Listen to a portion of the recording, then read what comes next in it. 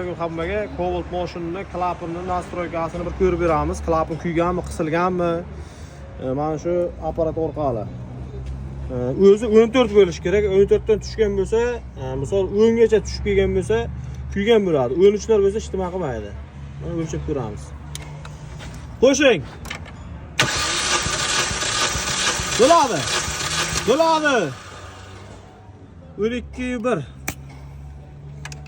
Bo'limini yaxshi ham emas, yomon emas. Qo'shing. Bo'ladi. 13. Normal. Qo'shing. Bo'ladi. 13. Bo'ladi. Qo'shing. Bo'ladi. Past 13. Birinchi portion klapin yo'q qisilgan, yo'q kuygan. Gaz rasxod bo'lsa, benzin rasxodlari ko'p bo'lsa, mana shu klapinning nastroykasini o'lchatinglar. Faqat programmaga bog'liq emas, rasxod ko'pligi. Bu mashina ham xuddi shunday bo'lgan ekan, motor sirkilib turgan ekan. Hozir kompressini birdan o'lchab ko'rib, svechalar yangi turgan ekan. Kompressni o'lchaganimizda birinchi portionda klapin yo'q qisilgan, yo'q kuygan. Endi bu golovkani ko'targandan keyin ma'lum bo'ladi.